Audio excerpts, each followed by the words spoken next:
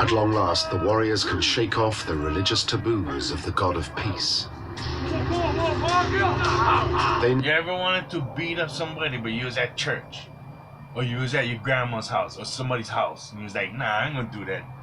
You lucky we here, bro. I'll bust your ass. Keep talking shit. No, there is now one Now we not at grandma's house.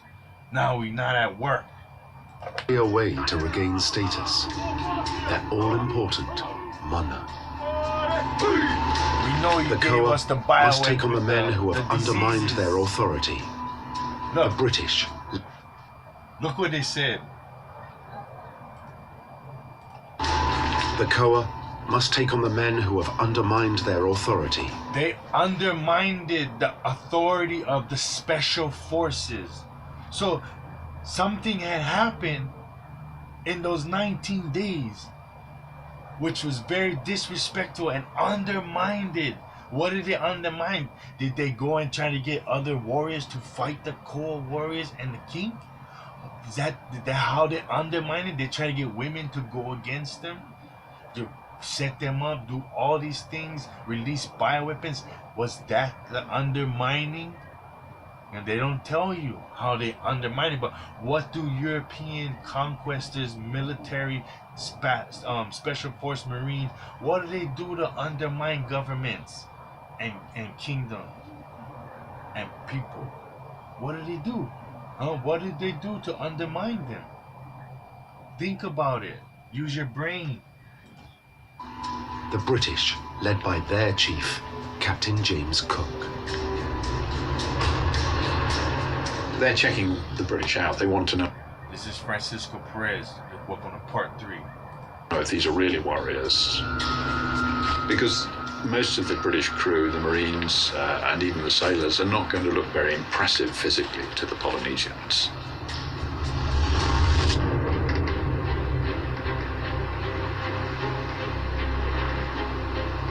The warriors want to find out just what the British are made of, and know there is a surefire way of provoking a reaction. Things start to go missing from Cook's ships. So they're realizing this is a war. This is a battle. You know, they're probably blasting the shore with the cannons already. They're trying to make it seem as if they just came in. But what if, like most of the time, after the bioweapon release, 3 days came back and they started just bombing at the shore. And that's another reason people could have ran away. But we're not told any of this. And now they're stealing, coming aboard ships, stealing all the metal they can in order to forge weapons, because they know this is going to be a battle. Yes, they have more people, but they have stone weapons, and people are dying from diseases right now. British had things that they wanted, and the easiest way to get them was to pick them up and carry them away. They had no moral compunction in stealing.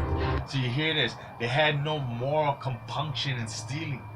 Yeah, you hear that we were the most moral people. We were the most moral people. In a time of war, with the warring party coming upon your shores to lay war siege upon you, taking their weapons to defend yourself is not unrighteous, is not immoral. Immoral is coming to a place of friendly spiritual people and trying to destroy them and take all that is theirs, which had happened eventually. You see me, I'm descendant of Moikel. Do you see me having all this land? Do you see me owning this house? Do you see me making the money off of all these lands and hills that they make money off of? Do you see the lands that they had illegally taken from my ancestors? Do you see it being returned to me? Do you see any of us giving anything back? or any help? No, you gotta fend for yourself. Pull yourself up by your own bootstraps. That's what we told. Be better than them. You have to be 5 times smarter than them, 5 times better than them, work 5 times as hard as them, and you'll make it one day, son. Don't worry, you'll make it one day. That's what we told. Theft is actually a skill in the Hawaiian culture. In the Polynesian culture, there are people that are famous thieves. You need a thief from time to time. And unlike on the first visit, it's no longer petty pilfering. Now the Hawaiians steal items essential to the success of Cook's mission and the safety of his. So now they're sabotaging him because he's shooting the cities on the shore with cannons. He's doing little raids on villages trying to kill chiefs, trying to take out the power structure. So we have to.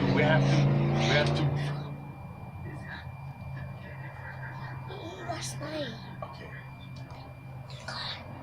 Men.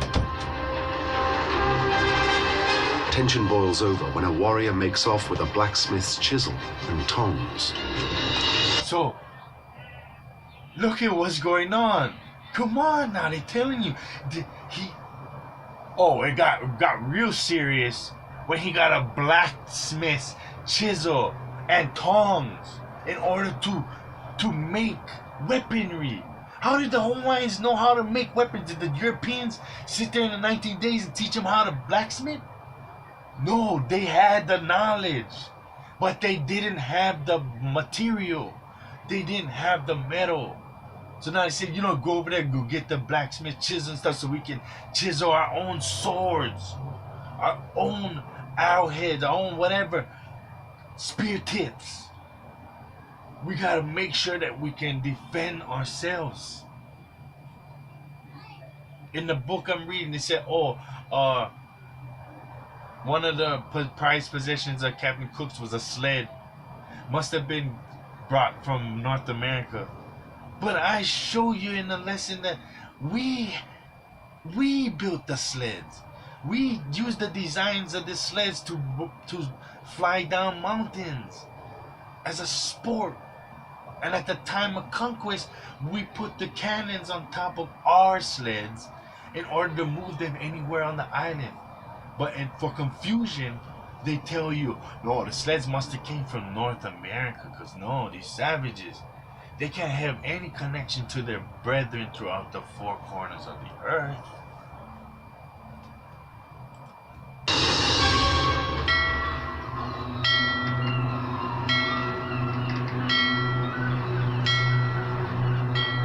Cook is provoked into action. He decides it's time to teach the Hawaiians a lesson in British justice. 40 lashes in full view of the warriors. So this is not a respectful man. He's showing, hey, I'm a warrior. I have warriors. I want fear in you. I want you to know you want to steal stuff to make weapons? This is what I do to you, and I capture you. You ever seen someone's back after flogging? Ripped to shreds. Ripped to shreds. Watching from the beach.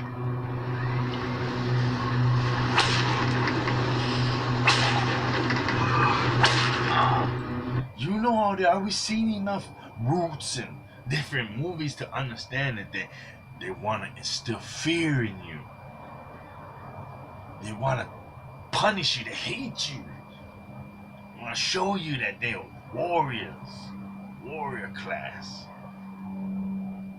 You're insolent. The uneasy peace is now seriously under threat. It's beginning to break down, and the thing that Cook had always been so good at was keeping that level of attention so that the British didn't overstep the bounds. Of course. So Captain Cook, the Freemason Master, is like trying to keep his boys on the wraps, but they just want to kill everybody.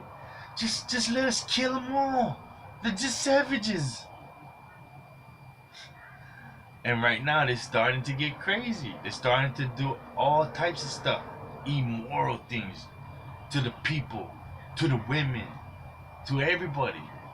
The chiefs would certainly not appreciate this type of behavior. And now that they weren't restricted by the Makahiki season, they could go ahead and react as they felt they should react rather than holding back. The Koa are burning to revenge this humiliating loss of mana. One warrior slips on board unnoticed, steals the tools again, and makes off. You gotta think, is that why they flogged us? 'Cause of mana? Right? Spiritual energy? Was they trying to, us in America, our African American brethren, all of us in Polynesia, is that why they did that? Because that takes our mana, embarrasses us, and takes our spiritual energy from us? If they learn how to perfect, did they learn how to take it? And that's how they do it? And that's why throughout history they've always used that on the indigenous Autochthonian people? Is that why? Think about it.